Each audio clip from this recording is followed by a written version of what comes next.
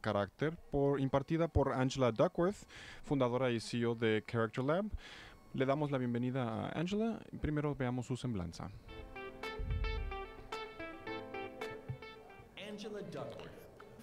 Angela Duckworth, fundadora y CEO de Character Lab. Angela Duckworth es fundadora y CEO de Character Lab, una organización sin fines de lucro cuya misión es avanzar la instrucción científica que ayude a los niños a florecer. Ella también es profesora Rose Lee y Egbert Change en la Universidad de Pennsylvania, codirectora del cambio de comportamiento y también fundadora de Wharton People Analytics. Compañera del 2013 MacArthur, ha sido consejera de World Bank, NBA, NFL y previo a su carrera de investigación, ella fundó una escuela de verano que era para casos de estudio para Harvard y en el 2018 celebró su 25 aniversario. También ha sido consultora de gestión McKinsey y profesora de ciencias y matemáticas en escuelas públicas en New York, San Francisco y Filadelfia. Completó su carrera en neurobiología en Harvard con mención magna cum laude. Con el apoyo de una beca completó un MSc con distinciones en neurociencia de la Universidad de Oxford. Completó su doctorado en psicología como graduando de la Universidad de Pensilvania. La plática TED Talk de Angela es de las más vistas en todo el tiempo. Su libro Grit, Tenacidad, El poder de la pasión y perseverancia es bestseller número 1 de New York Times. También es co-host con Stephen Dubner del podcast No hay preguntas tontas. Nos da mucho gusto estar conectados contigo, Angela. Bienvenida.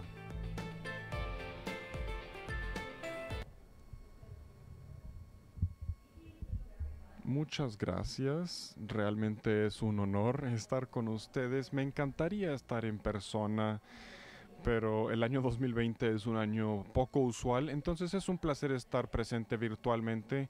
Solo diré que por mucho tiempo he querido realizar ese viaje. Mis dos hijas ya por fin estarán las dos en la universidad, entonces espero que en el futuro haya más tiempo de viaje y diálogo. Por lo pronto voy a compartir mis diapositivas, espero que los organizadores me ayuden a compartirlos.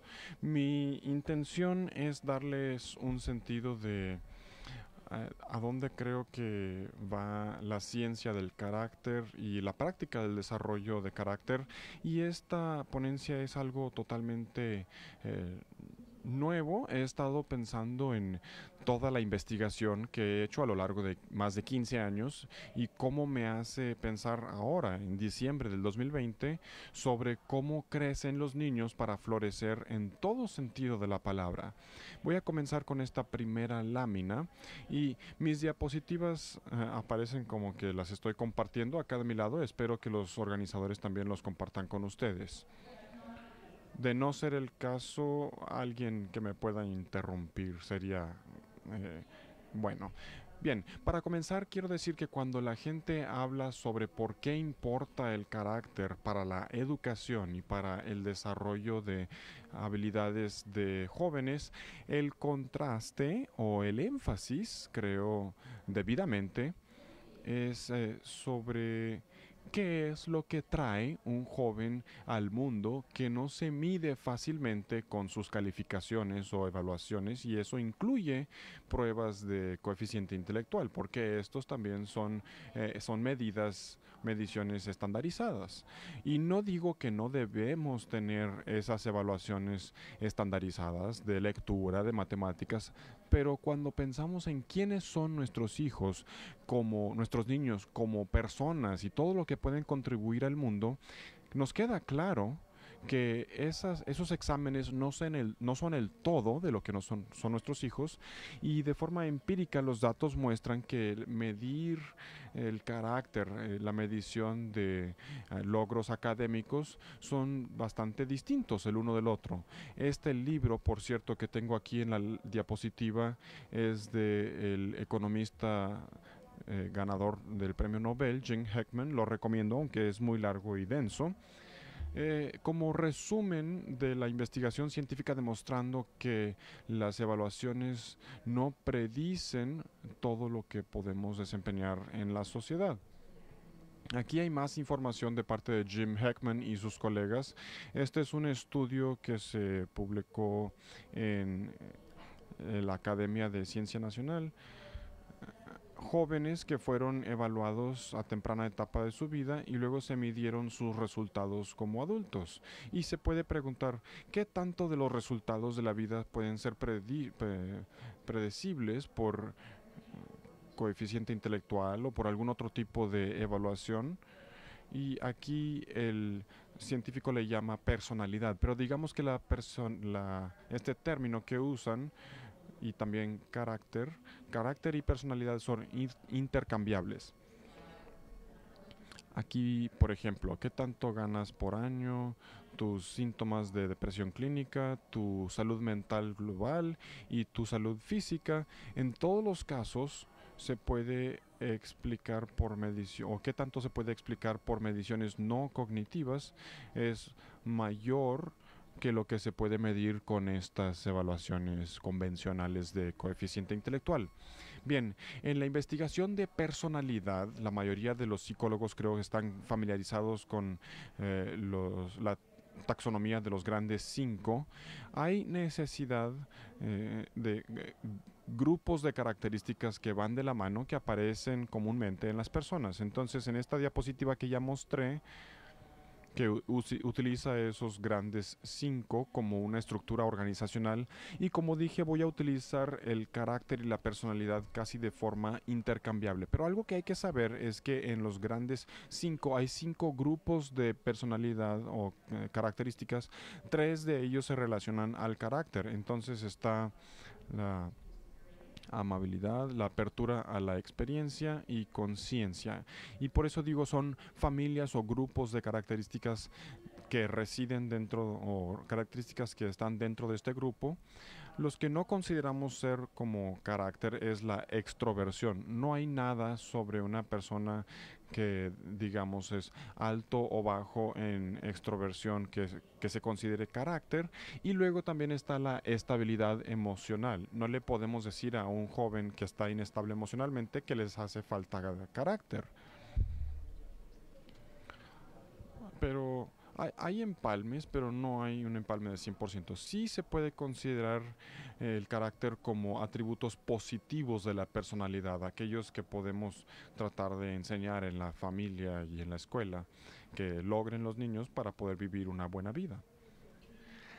Si quisieran utilizar alguna otra terminología para las mismas familias, le pudieran llamar interpersonal, intelectual e intrapersonal, o sea, tú mismo y tus propios objetivos. Ese es el idioma del Consejo de Investigación Nacional. Algunos, especialmente los economistas, les gusta más este término. A mí me gusta la terminología del carácter. Yo hablo del carácter como corazón, mente y voluntad. Puedes elegir tu terminología, pero a esto nos referimos cuando le pedimos a los niños que se desarrollen para ser los adultos que deseamos que sean. Para dar un sentido de lo que radica en estos grupos de corazón, mente y voluntad, aquí hay algunos ejemplos. Si quieren aprender más, pueden acudir a mi página web characterlab.org. Aquí pueden encontrar guías sobre gratitud, inteligencia, también sobre curiosidad y humildad intelectual, proactividad y todo lo relacionado con lo que ven aquí en esta diapositiva. Y esto no necesariamente es una lista comprensiva o completa, pero creo que necesitan desarrollar fortalezas de corazón, mente y voluntad. Mientras que no hay una lista exhaustiva, realmente al preguntarte qué de estas dimensiones o cómo se ve en la vida de un joven en específico, se continúa la lista, pero es una buena manera de comenzar. ¿Qué fomenta el carácter? Bueno, yo creo que no solo las características de personalidad que yo estudio, como tenacidad y fuerza de voluntad, hay que verlos como características maleables. No naces con un carácter que nunca cambia. Si queremos construir carácter, entonces, ¿qué es lo que lo construye? En esta lámina yo sugiero que hay tres elementos. Uno es mentalidad, dos, habilidades y tres, el contexto en el que vives. Entonces, la mentalidad es creencia. Todos escuchamos el término mentalidad, mindset, en los últimos años y esto realmente es una creencia sobre cómo funciona el mundo, una creencia sobre la naturaleza humana. Eso lo exploraremos un poco más, pero antes de hacer eso quiero decir, las habilidades son diferentes, son cosas que practicas y tardan tiempo en desarrollarse. No son tanto creencias, sino más bien estrategias y hábitos. Y finalmente, nuestro contexto, nuestras circunstancias físicas, nuestras circunstancias sociales, y quiero unirlas todas de la siguiente manera y espero que sí estén viendo esta diapositiva. El carácter, creo yo, depende de estas mentalidades y habilidades que se fomentan en ciertos contextos. Por eso unimos de esta forma estos tres cuadros. Es el trabajo de un padre o educador crear ese contexto que anime a las mentalidades y habilidades que ayudan, coadyuvan al desarrollo de carácter. Y lo voy a hacer un poco más real dándoles un ejemplo de mi propia investigación de la fortaleza de carácter, de la tenacidad. Yo defino la tenacidad como pasión y perseverancia para objetivos de largo plazo. No creo que sea lo único importante, podemos ver el carácter como algo plural, no algo singular, pero voy a tomar mi libro de la repisa, por decirlo así, porque sí he pensado mucho sobre la tenacidad y es una manera en que yo les puedo dar un ejemplo del desarrollo de carácter. Algo del pensamiento más inicial sobre la tenacidad data desde 1869. Charles Darwin, uno de los más grandes científicos, él tenía este debate con su primo Francis y estaban dialogando qué es lo que permite un logro mayor en todos los campos, arte, música, matemática, liderazgo. Y Darwin le escribe una carta a su primo que dice esto: yo siempre mantengo que yo siempre mantengo que los hombres no difieren mucho en su carácter, solo en su celo y trabajo arduo. Y le responden, creo que sí, tienes razón, sí hay diferencias en habilidades y él concede que sí debe de haber habilidades natas, pero cierra su carta diciendo, a su parecer el celo y el trabajo arduo por lo menos logran la misma diferencia. Mi pensador favorito sobre este tema de cómo la habilidad no es el limitante de lo que o determinante de lo que logras en la vida, es un pensador más reciente, es Will Smith, el músico y actor americano, y les quiero reproducir un poco de una entrevista donde le preguntan ¿cómo es que tú te has vuelto tan exitoso? Y también una disculpa, la calidad del video no es tan buena. Escuchemos a Will Smith. Lo único que yo veo que distingue, me distingue a mí, es que no tengo miedo de morir en una caminadora.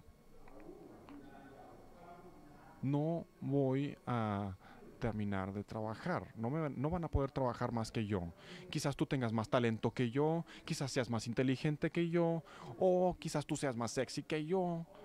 Puedes tener todas esas cosas mejor que yo en 9 categorías, pero si nos subimos cada quien a una caminadora, hay dos cosas. Tú te bajas primero que yo o yo me muero. Así de sencillo. Y bien, acabo de recibir una nota de los organizadores. Sí dice que estoy compartiendo mis diapositivas. No sé cómo es que no los estoy compartiendo. ¿Quieren darme algunas indicaciones? Antes de continuar, porque dice que estoy compartiendo las diapositivas. Sí, ahí están. Bien, entonces puedo continuar. Listo. Ok, bien. Sí, los he estado compartiendo todo el tiempo. Los comencé desde el principio, por eso les di esa indicación de que sí lo compartan con los demás. Pero bueno, no he cambiado ninguna configuración de mi parte. Bien, continuemos. Espero que sí estén siguiendo la idea. Esta idea de que el talento o la habilidad nata no necesariamente es el límite de lo que puedes hacer y quizás no tan importante como lo pudiera pensar un joven. Incluso si ves el estudio de genios, por ejemplo, en la Universidad de Stanford, Catherine Cox, esta gran psicóloga, notó que lo que tienen en común los genios es la tendencia a no abandonar las tareas, de no siempre buscar algo nuevo simplemente por ser novedoso, no buscando cambio. Otra cita de ella es la tendencia de no abandonar tareas a la luz de obstáculos, perseverancia, tenacidad. Como notó Catherine Cox, estos son distintos a la inteligencia o talento. Entonces, si luego se hicieran la pregunta ¿de dónde viene la tenacidad? ¿Es algo maleable? ¿Es algo que se puede desarrollar? ¿Se puede crear contexto para fomentar ciertas mentalidades o habilidades? ¿Cómo se ve esto, al menos en el ejemplo de la tenacidad? Bueno, la mentalidad mejor estudiada o creencia es la mentalidad de crecimiento, y esto es el trabajo de psicólogo pionero Carol Dweck en la Universidad de Stanford. Para ser honesto, Carol Dweck es mi héroe. Si yo muero y digo que he hecho la mitad de lo que ha hecho Carol Dweck, yo seré muy feliz. Lo que dice Carol Dweck es que esta creencia que puede crecer tu inteligencia es una mentalidad de crecimiento. Puedes aprender cosas, pero no te puedes volver más inteligente. Eso no tiene sentido. Lo que Carol encuentra es que si tienes una mentalidad de crecimiento y te haces más inteligente, entonces cuando te enfrentes a desafíos, tienes una razón, un motivo para volverte a poner de pie y seguir aprendiendo. Es posible cambiar una mentalidad de crecimiento para lograr que alguien tenga más una mentalidad de crecimiento y menos una mentalidad fija. Un estudio nacional en Estados Unidos de jóvenes de 14 años, David Yeager y Carol Dweck y un gran grupo de científicos, incluyéndome, hicimos un estudio científico donde demostramos a los jóvenes las evidencias de la ciencia que el cerebro sí es como un músculo que sí puede crecer, que no terminas de cambiar o de hacerte más inteligente cuando estás llegando a ser adolescente. De hecho, nunca se termina. Todos nosotros nos queda algo de plasticidad, especialmente en tiempos difíciles, y necesitamos un motivo para volvernos a poner de pie y seguir intentando. Y les mostraré más sobre los resultados de ese estudio, pero de entrada quiero decir que en mi estudio longitudinal encuentro un ciclo donde la mentalidad de crecimiento y la tenacidad se predicen uno a otro. Si tienes a un joven que tiene esa mentalidad de crecimiento, son más propensos a crecer en tenacidad en el siguiente periodo de tiempo. Si crecen en tenacidad, es más posible que crezca su mentalidad de crecimiento y viceversa, y etcétera. Creo que este ciclo mental es muy familiar para nosotros al pensar en los niños pequeños que buscan retos y luego eso afirma su confianza en sí mismos cuando lo logran. Me voy a saltar las estadísticas, pero esta es un pantallazo de los datos longitudinales que he recopilado. ¿Qué de las habilidades? Si la mentalidad de crecimiento es una creencia, pero no es suficiente, también tenemos que desarrollar habilidades, estrategias y hábitos. ¿Qué pudiera hacer eso? Bueno, aquí hay un ejemplo muy relevante a la tenacidad. Es la habilidad de la práctica. Nadie nace sabiendo cómo estudiar o cómo practicar. Es una habilidad y hay que aprenderla. Y en esta imagen tienes una computadora laptop. Así como en el estudio de mentalidad hicimos una intervención, asignamos aleatoriamente a alumnos de secundaria y preparatoria diferentes condiciones. En una condición aprendieron a cómo practicar, aprendieron que la práctica requiere de fracaso, requiere de que hagas cosas que aún no puedes hacer, entonces vas a experimentar frustración. Y también les dijimos que aprender a practicar y practicar como experto no tiene nada que ver con el talento. Y para resumir esta idea de practicar como experto, aprender esa habilidad, voy a pasarle el micrófono a Wynton Marsalis, el gran músico jazz americano. Bueno, lo haré en un segundo. Me queda una diapositiva más antes de llegar a esto. Esta es una recapitulación de lo que les enseñamos a los niños. Tener intencionalidad de lo que están practicando, de practicar con una concentración completa y luego recibir retroalimentación y reflexionar sobre esa retroalimentación antes de repetir el ciclo. Nadie nace sabiendo esto. Tienes que aprender la habilidad de practicar y alguien tiene que enseñarte. Tenemos nosotros el sentir que los jóvenes no siempre aprenden esta habilidad de la práctica, por eso creamos esta intervención para actualizar sus habilidades, para ayudarles a aprender esto de forma más efectiva. Y ahora sí le paso el micrófono a Wynton Marsalis. Algunos piensan que nunca pudieran ser tan grandes. ¿Nacen con el talento? No, para nada.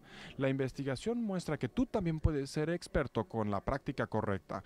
La práctica del experto tiene 3 pasos. Primero, toma lo que quieres hacer bien, desglósalo y luego elige una parte que es un poco más difícil de lo que puedes hacer tú. Segundo, practica esa habilidad con concentración total. Incluso sesiones cortas son muy poderosas y te enfocas totalmente. Tercero, busca retroalimentación sobre tu desempeño y reflexiona sobre esa retroalimentación.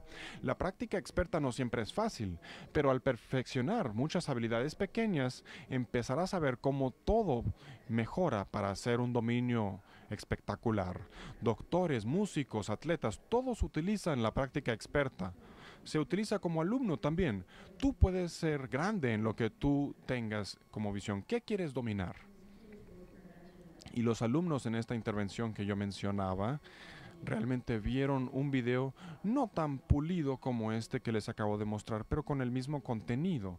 Y luego lo que hicimos en este experimento para ver si enseñar esta habilidad de práctica beneficiaría a los alumnos fue que permitimos que fueran al laboratorio de computadora y que hicieran prácticas deliberadas con objetivos, tratando de hacer algo que aún no saben hacer. Te frustras un poco, pero sigues intentando con concentración. Luego lo haces de forma repetitiva, recibes retroalimentación de que hiciste bien, que hiciste mal. Esos son los niños con las pantallas en gris y esos niños están trabajando por elección. Tenían la libertad de hacer lo que quisieran. Todos los demás, un niño está viendo un partido de fútbol o jugando juegos fáciles. Son los niños que eligieron no practicar deliberadamente y tenían libertad de hacer lo que ellos quisieran en este experimento. Aquí está el grupo de control. Cuando tú traes a alumnos al laboratorio 3 veces y les das la oportunidad de hacer esta práctica difícil comparada con otras cosas, ves que cada vez subsecuentemente hacen un poco menos porque no es tan divertido. Pero ¿qué del grupo de tratamiento que aprendieron sobre cómo desarrollar esta práctica y por qué? Esos niños también redujeron su desempeño, pero comparado con el grupo control, realizaron mucha más práctica y además mejoraron sus calificaciones académicas en el siguiente periodo, especialmente los alumnos más débiles. Entonces creo yo que así como la mentalidad de crecimiento, las habilidades también son maleables y podemos intervenir basado en la ciencia, ayudando a niños a desarrollar habilidades de carácter como tenacidad. Mencioné que el contexto era como la tierra fértil de las mentalidades, entonces el contexto sí importa y en cierta manera es lo importante, más importante porque si logras el contexto correcto, los niños desarrollan estas mentalidades adaptivas y habilidades y eso lleva al carácter. Entonces, para dar una idea de qué significa esto, quiero compartir con ustedes un estudio que realicé que demuestra que cuando tienes una cultura orientada al crecimiento, por ejemplo, que los niños digan al principio del año escolar, en mi escuela cometer un error está bien siempre y cuando aprendamos. Eso lleva a incrementar la tenacidad, un incremento medible en el año académico, y eso, a su vez, en esta investigación de mi colega Annie Park, eso resultó en incrementos en calificaciones. Entonces, la cultura sí importa porque está fomentando ciertas mentalidades y habilidades, y es por eso que la cultura escolar, la cultura del aula, es tan importante. Ahora, ¿cómo armamos todo esto? Dije que hay ciertas mentalidades y habilidades que fomentan el desarrollo de carácter, y que lo que realmente es importante es que el contexto sea el correcto. Si logramos el contexto correcto, eso es lo que va a fomentar el desarrollo de estas mentalidades y habilidades. Pero también quiero complicar un poco más las cosas diciendo que una vez que tengas una fortaleza de carácter, ¿qué tal si tienes mucha tenacidad? Una niña de 12 años con mucha tenacidad. Tienes que estar en cierto contexto de oportunidad y para poder expresar tu tenacidad. Entonces creo que el contexto a veces juega un papel doble, porque también habilita a un niño que sí es amable, sí es honesto, sí es curioso, sí es tenaz, de expresarse. Y lamento decir que he estado en escuelas donde esa oportunidad de expresar el carácter que ya has desarrollado está ausente. Y he estado en otras escuelas donde es totalmente lo contrario. Fomentan mucho la expresión del carácter que ya se ha desarrollado. Este es un estudio de investigación que enfatiza el punto sobre el contexto, la importancia del contexto para la expresión de carácter. Esta es el mismo estudio que ya había mencionado anteriormente. Aquí en esta gráfica quiero demostrar que las ganancias o incrementos en calificaciones como resultado de haber estado en ese grupo de intervención, la línea cero es cero incremento en calificaciones. Y aquí la pregunta es, ¿quién obtiene el mayor beneficio de esta intervención?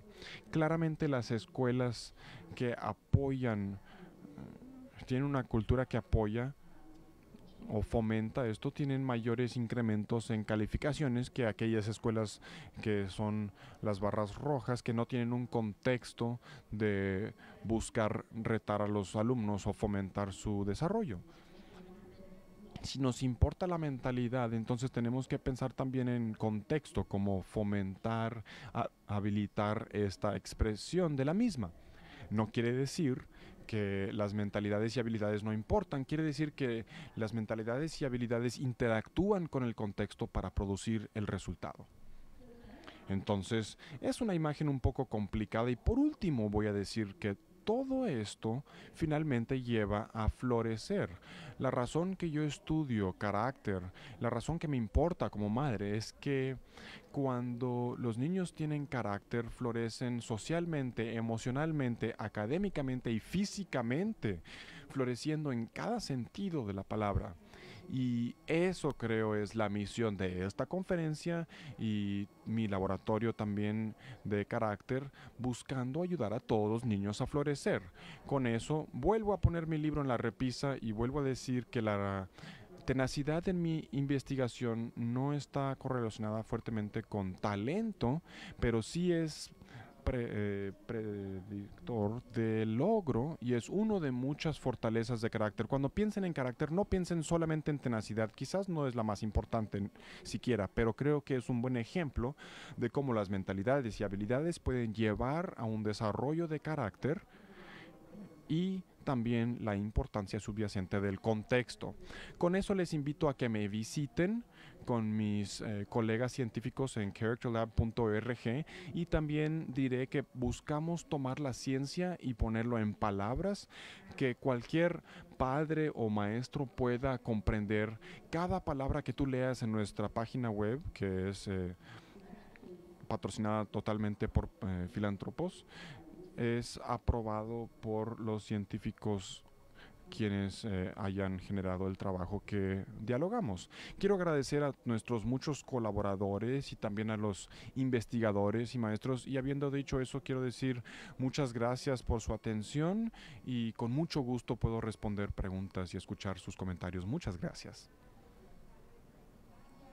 Muchas gracias, Ángela. Si nos permites, pasamos a la sección de preguntas y respuestas. Sí, claro, muchas gracias. Tu libro Tenacidad, el poder de la pasión y perseverancia es un bestseller que todo maestro debe leer y poner en práctica con nuestros alumnos. ¿Eso es pregunta o solo un comentario? Sí, es un cumplido solamente. Ah, qué amables. Esta es la primera pregunta.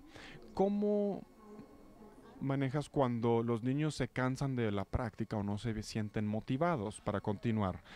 Bueno, gracias, gracias. Y una disculpa por la falta de comunicación con las diapositivas. Sí las estaba compartiendo desde el inicio. Espero que hayan podido ver la mayor parte de la presentación. Bueno, mis propios hijos, cuando yo fui a la universidad, era un poco mayor que los demás alumnos, tenía 32 años cuando comencé embarazada con mi segunda hija. Entonces, al estar creciendo como científica, también estaba desarrollándome como madre.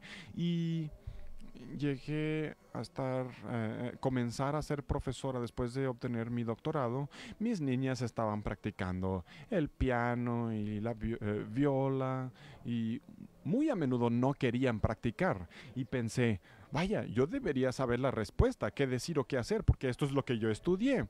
Pero me resultó muy difícil, entonces solo diría a todos los padres y maestros, sí hay en todos los niños una lucha interna entre hacer algo que es difícil y frustrante y eh, que requiere energía y es agotador. Hay una lucha entre hacer eso y simplemente hacer algo que es fácil. Pudieras entrar a YouTube, pudieras jugar un juego.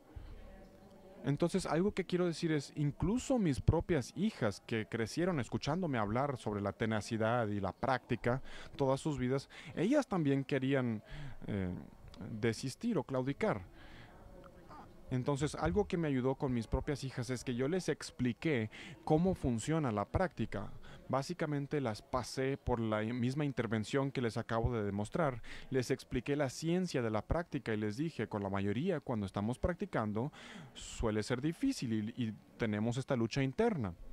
Creo que eso hizo que se sintiera más normal para ellas, entendieron sus emociones y luego les dije, ¿qué creen que pueden hacer ustedes? ¿Pueden hacer 5 minutos? Pues eso es mejor que hacer nada. En vez de 30 minutos, que es lo que yo les estaba pidiendo, y luego ellos decían, bueno, yo creo que sí puedo dar 5 minutos. Bueno, bien, vamos a hacer 5 minutos sin pensar en otra cosa. Muy a menudo, especialmente al ir creciendo ellas, los 5 minutos se convertían en 10, los 10 se convertían en 15. Pero sí, la práctica es difícil para niños y para adultos. Y creo que entender la ciencia de la práctica y entender lo normal que son las emociones que acompañan la práctica es un paso para poder ser más habituales en nuestra práctica con el tiempo. Otra pregunta, ¿cómo exitosamente podemos intervenir con niños no motivados? Bueno, como psicóloga, creo que la palabra más importante que se puede tener es como un arma secreta cuando te frustras como educadora o como padre. ¿Por qué este niño o niña no hace lo que le pedimos? ¿Por qué está pegando al otro niño? ¿Por qué? ¿Por qué? Bueno, si escuchas tu propio lenguaje, la pregunta por qué es lo más importante. Y tienes que preguntar por qué, porque siempre hay una respuesta. Cuando los niños hacen algo o dejan de hacer algo, hay una respuesta a la pregunta por qué. Ahora, no digo que cada comportamiento esté justificado o sea bueno, pero a veces olvido detenerme y preguntarme por qué. Cuando mis propias hijas me vuelven a mí loca, cosa que han hecho muchas veces en los últimos 20 y tantos años, yo a veces me salto la pregunta del por qué y simplemente les digo lo que quiero que hagan. Al menos que entendamos por qué un niño no está motivado. Quizás se encuentre aburrido, quizás no les interesa esa temática. por eso no están motivados. O quizás no sea eso, quizás simplemente sienten que les falta confianza en sí mismos, no les gustan las matemáticas porque piensan que no son capaces. O quizás sea otra cosa, quizás es algo interesante, pero no sienten la conexión con su futuro, entonces no les resulta importante. Yo diría, con un niño que carece de motivación, antes de hacer algo, aleccionarlos, hay que primero preguntarte a ti misma por qué y también preguntarle al niño por qué. Decir, parece que no tienes muchas ganas de hacer esta tarea de matemáticas, ¿por qué será? Bien, otra pregunta, ¿cómo es posible crear una mentalidad de crecimiento en adolescentes que tienen muy baja tenacidad y también no ven ellos objetivos en su vida? Bien, pues la adolescencia es un tiempo interesante. Analicé en una ocasión un conjunto de datos con 10.000 observaciones acerca de adolescentes entre la edad de 10 y 18 años. Y la pregunta que ellos respondían, básicamente se les mandaba una notificación en cualquier momento del día, podía ser la mañana o la tarde, y se les preguntaba, ¿qué estás haciendo ahorita? Y luego que respondieran preguntas acerca de cómo se sentían. Y muchos de estos adolescentes, cuando se les preguntaba, ¿qué haces ahorita? Decían, nada, nada, no estoy haciendo nada. Y a veces, si le preguntas a un adolescente, ¿qué es lo que realmente te importa? Pues nada. Creo que no es lo que quieren decir, no lo dicen conscientemente. Están diciendo que lo que están haciendo no les está llamando mucho la atención, pero obviamente sí hay cosas que les importan sus amigos. Y en estos estudios, en todos los estudios, los chicos dicen que sí les importa su escuela. De hecho, si les preguntas, en este estudio que hicieron, les preguntaban durante sus clases o tareas o estudios, les preguntaban, ¿cómo te sientes?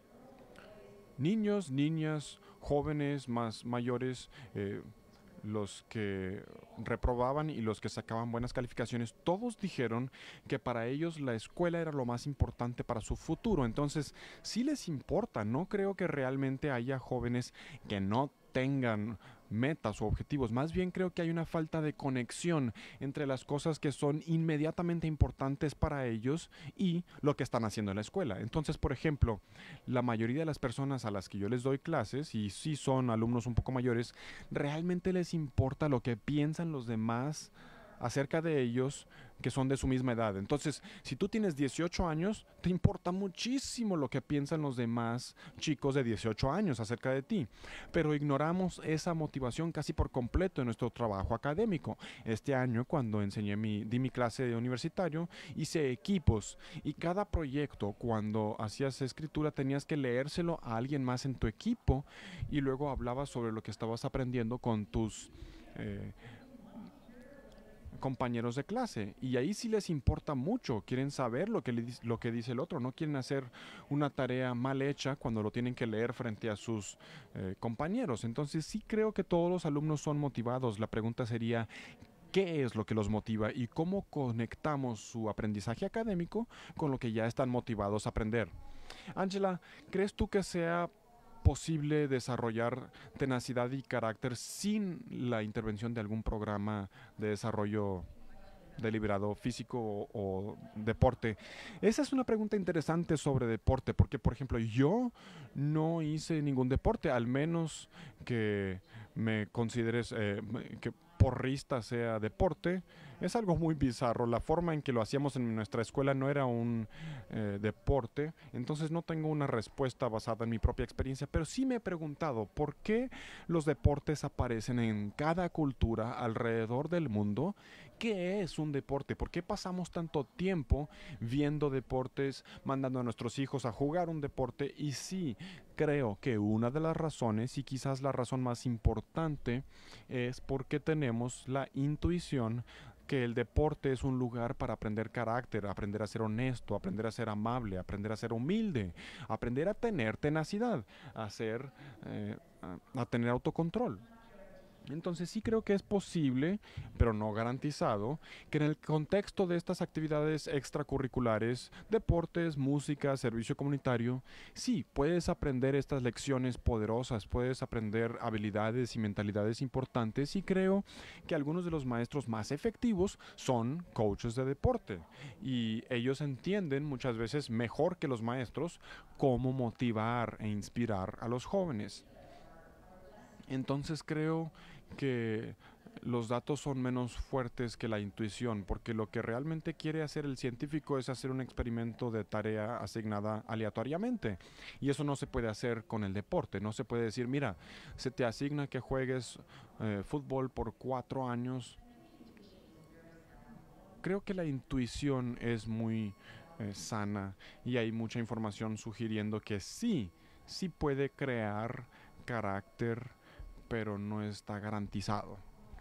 Tenemos tiempo para más preguntas. ¿Qué impacto crees tú que los teléfonos y las redes sociales tienen sobre la capacidad de adquirir hábitos de tenacidad y persistir en la práctica?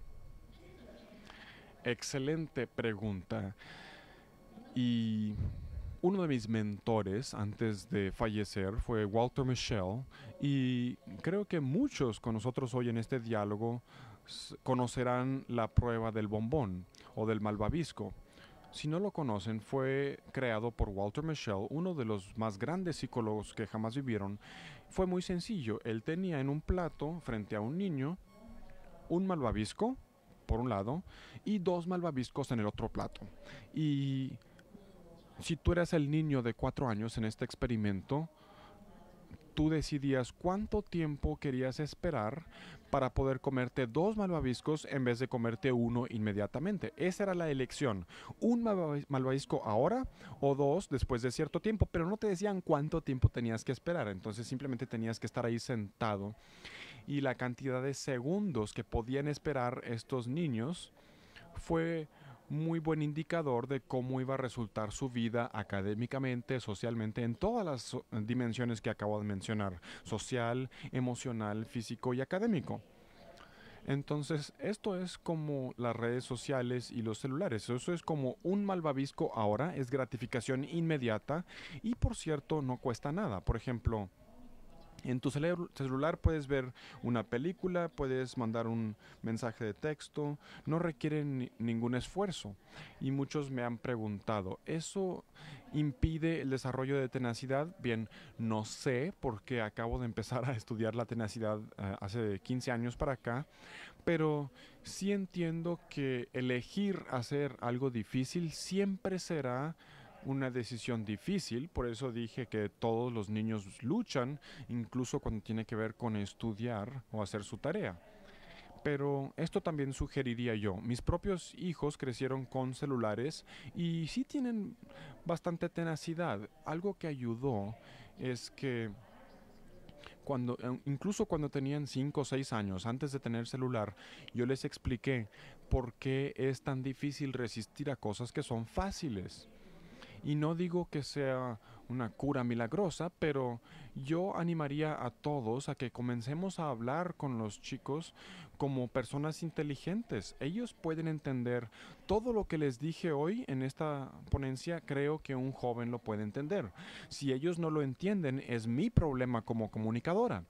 Entonces, si te interesa la ciencia psicológica de la tenacidad del carácter, todo lo que tú aprendes en algún idioma o lenguaje pudieras comunicarlo con los jóvenes. No es un milagro, no quiere decir que va a ser fácil de resistir, pero creo que si ellos entendieran, los pone en un peldaño más arriba para comenzar a manejar sus propios impulsos. Otra pregunta, Ángela, ¿cuál sería la diferencia entre empujar demasiado con alguien que no le gusta una situación o identificar la barrera de la motivación? Bueno, en mi familia yo por etnicidad soy de la China, nací en Estados Unidos, pero mis padres emigraron a Estados Unidos cuando ellos tenían 20 años de China y en la tradición china está esta expresión famosa que se traduce así, come la amargura. Y creces en una familia china, tus padres te dicen, estudia, estudia, come la amargura, toca el piano, practica, come amargura.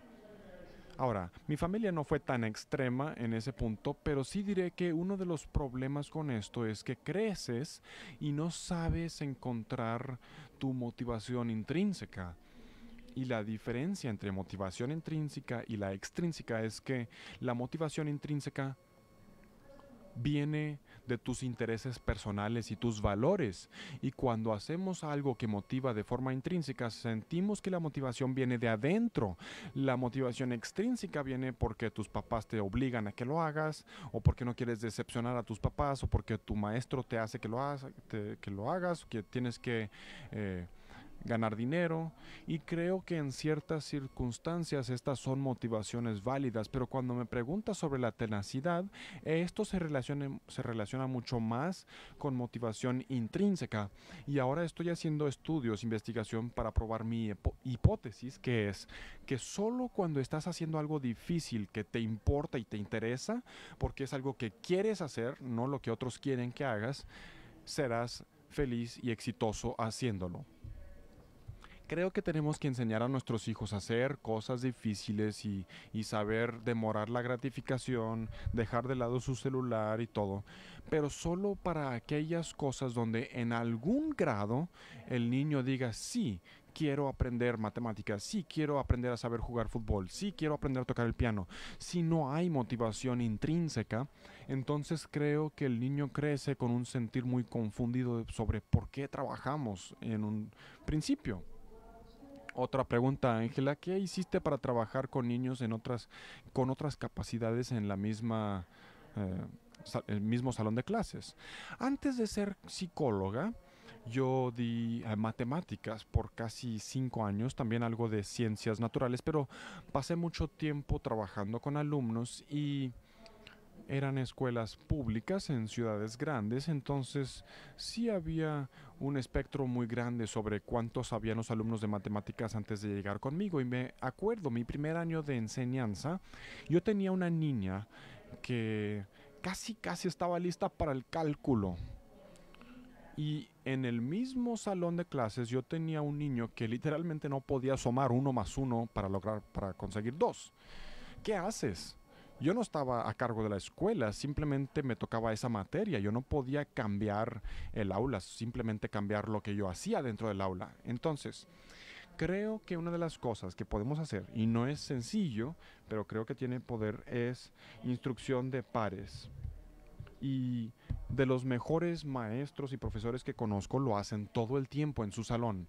Es que realmente en la práctica no eres tú el único maestro, estás utilizando a otros alumnos para enseñar a otros. Si un niño sabe algo, él se lo puede enseñar a otro. De nuevo, no es fácil implementarlo, pero creo que dada la capacidad de colaborar en su aprendizaje, si tienes 30 niños, no es que todos los 30 te estén viendo a ti todo el tiempo. Si están trabajando en equipos y un alumno que sabe algo de antemano puede enseñar a los demás, eso es algo que se debe de hacer y francamente no lo hice suficiente. Si veo yo cómo enseñé, qué pude haber hecho mejor. Si quieren aprender más de eso, busquen Peer Instruction. Última pregunta, ¿cómo trabajar con carácter en alumnos universitarios y cómo trabajar con los padres para esta formación de carácter? Bien, pues como yo soy profesora universitaria, siempre he tenido doble vida. Una vida como investigadora, porque investigo la tenacidad y autocontrol, tengo laboratorio, tengo mis colaboradores, y tenía otra vida y esa es profesora universitaria. Entonces preparaba mis clases, mi plan de estudios, y eran dos vidas totalmente distintas. Y como la mayoría de los profesores, buscas tener un equilibrio en tu tiempo, cuánto tiempo paso en la investigación y cuánto tiempo enseñando. Pero este año hice algo muy diferente. Dije, ¿qué tal si los viera como una misma cosa? Cuando estoy enseñando, estoy haciendo investigación. Y si cuando enseño, doy una clase, lo veo como intervención. ¿Qué tal si lo viéramos como una intervención y la estudiáramos? Ahora para mí eso es, estoy dando una clase que se llama Laboratorio de Tenacidad. Tengo alumnos, ellos aprenden la ciencia de fijarse metas, aprenden a cómo planear, curiosidad, interés, motivación intrínseca, están aprendiendo sobre la práctica deliberada, como lo hacen los expertos, la ciencia de la retroalimentación, la ciencia del fracaso, resiliencia, y cada semana lo practican. Entonces están desarrollando mentalidades y habilidades en esta clase y yo estoy creando el contexto en donde desarrollo mentalidades, donde espero fomentar tenacidad y ya tengo datos de pre a post y encuentro una brecha de mejora en pasión y perseverancia. Yo diría que a nivel universitario, si los profesores no consideraran que estuvieran viviendo doble vida, diciendo, bueno, tengo mi enseñanza y mi otro trabajo, si lo vieran como una sola cosa y lo pudieran entretejer, me pregunto cómo sería para ellos. Para mí ha sido el año más satisfactorio de mi vida, tanto como profesora y científica.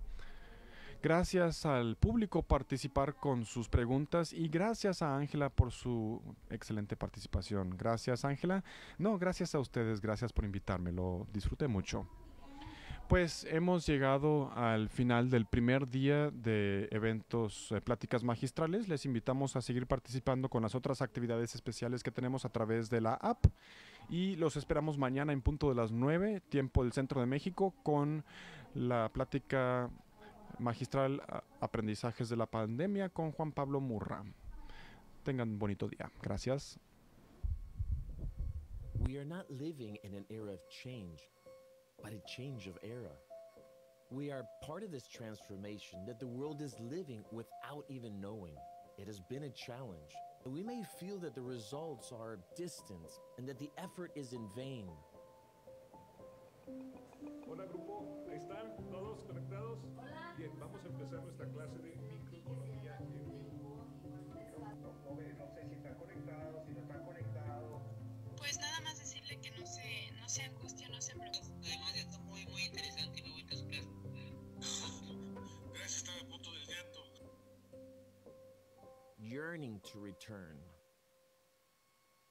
But innovation is not going back to being the same. What would innovation be if we did not have a challenge to solve or an obstacle to overcome?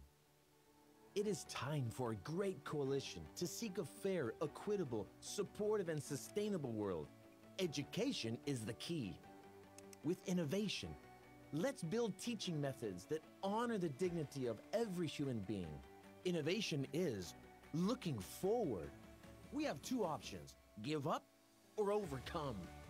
Innovation is to test new technologies that can take education to places where it had not reached before, to break traditional models to improve teaching, to cross borders from home, creating new connections with people in other countries, to make new alliances with different institutions and organizations, to explore knowledge and solutions over the world, to reconnect with habits that perhaps we have forgotten, to prepare our students to face an increasingly uncertain future.